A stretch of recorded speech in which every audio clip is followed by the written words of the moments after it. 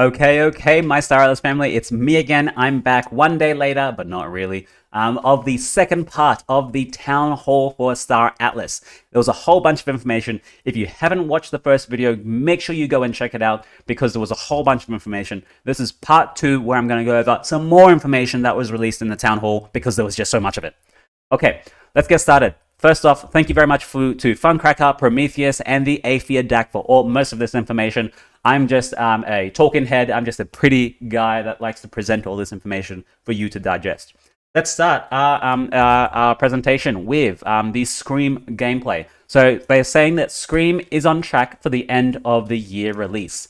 Now, I was a bit apprehensive at this because what are we? We're already October. We're nearly November, for God's sake, right? They're saying it's on track for year-end release. That's 1 month. Are they actually 1 month from releasing? I don't think so. I don't think so. What do I know, though? I haven't seen any gameplay. I haven't seen any dev stuff. So I don't really have information. This is just my gut feeling. What's your gut feeling? Do you think Scream will come out this year? They said it could extend into the first quarter of next year. So that's their little saving grace. That's their little net of safety. Yeah, we did say it might come out later, so it's gonna come out later. Okay, we all know games like these take a long time. There is no persistent or economic loop in the first version of Scream. Okay, it's an alpha test only. How is this actually going to work? They're going to be making this on DevNet. So you can learn a little bit about how Scream operates. It'll be launched on DevNet on Solana. So I know you guys already know this, right? Excuse me for touching my my nose. You can see one of my eyes is super red, right? Sorry about that. I'm a bit sick now. So DevNet is like a playground for a lot of people in any blockchain, right? It makes you run certain things that you want to experiment with it and see how it operates on the blockchain before you go and play with real money on the main blockchain, on the real life blockchain like Solana or Ethereum. Ethereum has many DevNets, Grawley, Sepolia, a few others that I forget the name of, and Solana has DevNets, and I think there's one more. But what that basically means is that we'll be able to experiment with Scream in the DevNet without any major consequences of mainnet. How is this actually going to work, right? Michael said he likes the feedback on the strategy they'll deploy on DevNet launch. They're thinking so far it might be a one-to-one distribution of your mainnet assets on DevNet. So let's say if you have 10 ships on your main Solana wallet staked in Scream or staked in Score at the moment, the DevNet will take a little picture of all of your ships that you have, and it's going to be given to you in DevNet so that you can play with those exact ships in the DevNet and not have to worry about it because your ships will be staked here. You won't touch it at all. DevNet will be here, be like, oh, you've got all these ships over here. Let's give them the same ships. Okay, so you can play with it and go through some small little economic loops in the DevNet. The second option they want to think about doing is just a paper portfolio. So everyone who logs into DevNet, you'll just say, airdrop me some ships, and everyone will be airdropped exactly the same amount of ships, exactly the same proportions, and this way everyone starts with the same set of assets. And then what they can do is they can run a little competition to say, everyone has exactly the same thing. You're starting from the same spot. Everyone's starting from 0 or 1, whatever you want to say. And then you make a competition to see who can make the most out of it, right? There'll be people that'll be playing it every single day, people that are playing 1 or 2 hours a day. And then using your ships that everyone has the same of, you try and beat someone else by collecting or doing more or just being more proficient, being more efficient with your ships that's given. This is great. I think they should do the paper portfolio because it lets people realize and see the economy and see the psychology behind everything to see where the best places to make money are. This would be great for the DAX. This would be great. Amazing. Let's take a little picture break, shall we? This is the Thimble Lobby, my friends. This is brought to us by Vibranium. He's from the SAI DAC. Now, I was super surprised. I talked about this in my last town hall video. The lobby is huge. I didn't know how big it was. What I really want to do is I want to buy every single damn ship in this showroom and actually just load it up and show people some pictures of it. So what I'm just going to do, there's a little showroom Discord channel. So I'm going to be taking some of these pictures. So if you are in there, say hi. I'm going to post some of your pictures here. And of course, I'm going to give you all the credit. None of these are my pictures. I'm always going to put the name up here. So this is Vibranium. This is the Thimble Lobby. What do you guys think of the Lobby? It's huge. I didn't know how big it was. Look at it against the person. It's twice the height of the person. It was a VWAP $60 ship. I think it might be trading around $25-ish now. I'm not too sure. Probably a high discount. Most of the ships have a high discount. Speaking of the discount, people were asking Michael Wagner and the rest of them, like, how come the prices haven't been repriced yet? Like, what are you guys doing? You said you'd be repricing it, but they're not now. So the team's decisions sometimes, say things and then they don't do it. It hurts. It hurts. As like a major team supporter in Star Atlas, content creator for Star Atlas, it does hurt sometimes. It does hurt. But I have the understanding that they're doing it because they have a reason to do it, or I really hope they have a reason to do it, and that they've talked about it. They've discussed it extensively. Like, okay, we know the benefits, the trade-offs, but we're still going to go down this route. So I have faith and trust in that. I know faith and trust in crypto is not great to have, but I have an exception for them. Breaking my own rules. Look at me. I'm so shit. Interview with Brad. He's the blockchain architect. Now, I'm not going to read all of this word to word. You can feel free to pause this here. But the most important thing I want to get across is he had a career in Solana development, started identity at Civic. He probably does a lot of the auditing as well. Went to various hacker houses via Michael Kane and hopped over to Star Atlas. He is responsible for all the Scream architecture. He is a super, super important guy. We have to make sure we don't lose this guy. We don't lose Brad, because he's the guy responsible for all the blockchain stuff behind the scenes to make Star Atlas the game that it wants to be. Okay, one of the taglines of Star Atlas is that everything is on chain. Right, it's a fully on chain game. Okay, we need this guy to actually make it on chain. Otherwise, we lose that entire tag. We lose a whole bunch of credibility in Star Atlas. The main task is to translate what the game designers come up with into something that can live on the blockchain. Every transaction has to happen on the blockchain. Some stuff can be translated directly, but some aspects, they go back to discussion on how to solve it. If you can't directly do what the design team want on chain, they'll go back to the design team and say, hey, this doesn't work. Let's pivot. Let's try something a bit different. So let's do it this way. It might work then. Scream, he said, is the most complex blockchain project that's ever been created outside of setting up a new layer 1. There's 8 programs working together at the moment. Some tech, like player profiles, are kind of revolutionary. Oh, let's wait and see what it actually looks like, right? Let's wait and see. Revolutionary is a very big word. Wait and see what it looks like. Okay. Main challenges for him. Most game design paradigms don't work on the blockchain. Can't update a state of the game every fraction of a second. Okay, you just can't. That's going to cost you way too much, and it's probably not feasible at the moment. They had to build an event-based system. Only then do they compute. So, you go into a combat, that's an event. You travel through this space gate, that's an event. So, like every epoch, that's probably every 0.4 seconds, maybe of a slot in Solana of a blockchain hash. I'm mixing my words up. Every 0.4 seconds, probably a state change, and be like, all of these ships moved here, and then here, and then here. That's what I'm thinking they're talking about. Tooling isn't there for on-chain games. The tools they have, Anchor, is nice, but it's not easy for very large scalable programs. They have a custom version of it that works better. Player Profiles is the biggest program they have right now. So I really want to see this Player Profiles. Probably no characterization, no customization a lot, maybe some very basic stuff. But I have high hopes for the Player Profiles if they say it's the biggest program they have. And remember, it's all on-chain. I don't know if anyone has ever done player profiles on chain. I don't know anyone who's done that. You? Pepe.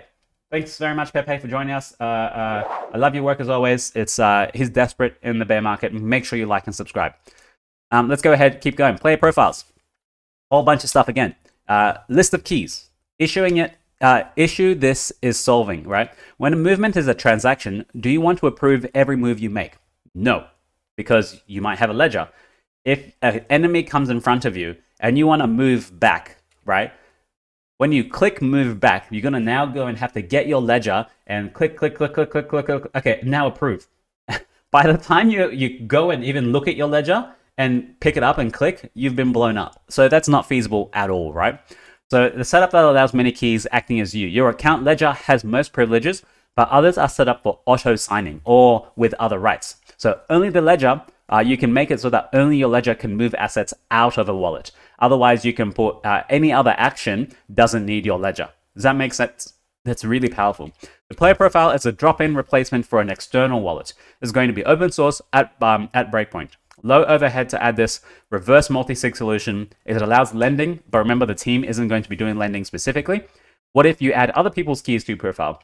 The relationship is this: you can have multiple zigzag relationships. There's many to many. Your account can contain multiple accounts and can be part of someone else's account as well. This is what allows the DACs to actually form, right? You can have one player profile account, which is the DAC, which is Aephian, Interstellar Alliance, and then you have all of these other player profiles underneath it.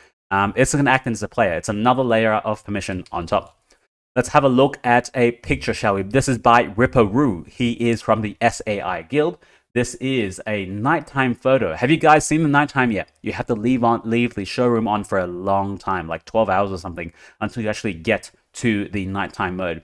The team hasn't worked with the nighttime mode at all. They just left it there because they wanted to leave it. It's not a priority at the moment. It's mostly cosmetics. Doesn't help with the actual gameplay progress. But when nighttime comes, it does look pretty nice. You get some nice shots up here, like this one. This is the alien, and these are the people over here worshipping their alien, and a little bombarella in the background. Man, that's a huge ass ship. It's a very heavy ship. Let's move on, shall we? How far do you want the permissions to go? You can set each key different levels and scope of permissions. Only this fleet and this key can move. You can trade and remove from the game by this key. Only this account can remove items from the game. This account can sign everything by itself because I'm only going to be using it for trading. That sort of stuff, right? The ledger can be the only key that is able to remove keys from the game, as I said. A hot wallet can move ships around in Scream. A user can configure their permissions for each key. This is very powerful. Each key you have can configure your own customization. So you can set up your account your own way, right? If you think movement is too risky for a hot wallet, then you can use a ledger. It's all up to you, right? You have most of the control here. They've made it so that you can get most of the control. Of course, there's going to be some automation systems that can use their own limited keys as well. Another question as well: will the factory be expanded to support player profiles? Factory is the I think the SDK behind the keys in the showroom. If I have it correct, I might be wrong on this. Don't quote me. I'll just read the question for you. Will Factory be expanded to support player profiles? Yes, a lot more is coming to the Factory, as it will support Scream as well. Awesome. Now, let's move on. Before we finish, I want to let you know there is a little survey that they want you to fill out so that they can do the town halls a little bit better for everyone, right? They just trying to improve themselves, improve their processes. So go ahead, fill out this survey for everyone to see. For them to get their feedback from you. Now, we'll finish off with one last picture before we go to the releases from the Star Atlas issue 12. What is this ship, guys? What is this ship? This is a Rainbow Ark. Not my favorite ship, but it's the ship I most want at the moment because this is my end game ship. I'm going to be having a full list of the Rainbow series. I'm going to get every Rainbow ship that ever comes out, if I can afford it. And this one is the pinnacle of my end game at the moment. If no other Rainbow ships come out, I'm going to want this ship. Everything I do in Star Atlas is saving for this ship, okay? This, of course, is provided to us by Bari, or Bear. I don't know how to say your name. He's from Bulk in Interstellar Alliance. I love it. I love the Rainbow Ark at the moment. I'm just imagining every time you go closer to it, like if you have an NFT on you or something in your account, every time you go closer to it, the panels start vibrating and humming at a ever-intensive noise. And then when you reach a little certain point, everything stops. And you're like, oh, that's mysterious. Why did that happen? That's what I'm thinking, right? That's really, really what I'm hoping. If you guys are listening to this, you please program that in. That'll be like what do you say it? Pièce de résistance. That's what it's going to be. Okay, let's move on. This is from the issue 12 of the Star Atlas newsletter or something that tells us what's happening, right? And these are the most recent updates in the development. So this is for the showroom itself. The lighting is being polished. I highlighted the things that I think are new from last time. And the lighting is being polished. Tech art is under performance optimization. The technical design, the air track integration is ongoing. So I'm not sure what the air track is. I wonder if there's air currents that go through the showroom or where the clouds go. I'm not sure entirely what the air track is. Or maybe it's actually just like the air racing track for your PSX4 ships, right? I don't know if it's a racing track that goes in and out, weaving here and there, and then you can go left and strafe right, all that sort of stuff. Photo mode, character skin selection, multiplayer, air track, HUD is ongoing, right? Because so far we haven't seen any user interface or HUD in the entire showroom. I wonder what it's going to look like. Illuvium has a good enough HUD. I think they're not focusing on their HUD at the moment, but Star Atlas, I really want to see what it looks. Done. Photo mode, multiplayer, UI, BE. I don't know what BE is. What's BE? Air track and dogfight migration to the code. Character skin selection, and in progress right now is the chats and friends list. NFT stands and banners. Now, this is where we're going to see people who can show off all their NFTs, right? All their banners, all their ship posters, all the collectibles. Do you have a collectible? No, I'm not going to go to your instance in the showroom. Ha! That's when it's going to be. Next up, we're going to look at some of the... Oh, why is that? That's blank. Let's keep going. One more thing, three more things, sorry. They're working on the ship spawning system with metrics. This is going to be in the Scream gameplay, right? There's going to be PvE, of course. Ships are going to spawn. There might be Toother. There might be the Ecos Bombarellas, or the the Incos people, the terrorists, eco-terrorists. That's what they're called.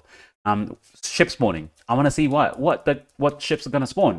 This is how you can tank around them. This is gameplay, right? You can tank around them. You can kite them around. You can say, okay, I'm going to distract them this way so that my rest of my party can come here. But as you distract them, you know that you have a rainbow chi and it's super fast, and then you can just bypass all of them. You can taunt them, they go to you, and the rest of your team flies by. That's awesome. Like, that's the sort of stuff I love doing.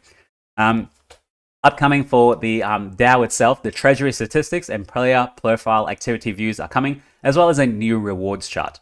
And then, of course, we go over to the Play the Star Atlas, as well as the comic book. They're saying they're translating it to 6 languages, which is awesome, right? And the UI work is being done for a comic reader. Now, we do know a specific comic reader is coming. Don't know why we need a specific comic reader. I thought it'd just be like a PDF you have access to if you have the NFT, but they want to make it a lot better than this, probably. Release and distribution preparations are in progress. And with that, that's it, ladies and gentlemen. I'm going to leave it there. This is part 2 of the Town Hall recap. Make sure you watch the first part. If you have watched both of them, thank you very much. I love you so much. Thank you for liking and subscribing. Thank you for being here as always. I apologize. My energy has been low. You can see my eye is like super red right now. I need to go wash it out. Can you see? Really, really red. Really red. But I'm sorry, guys. Maybe I shouldn't bring attention to it. Such an idiot. Okay, I'm going to leave it there. Ciao for now. Bye.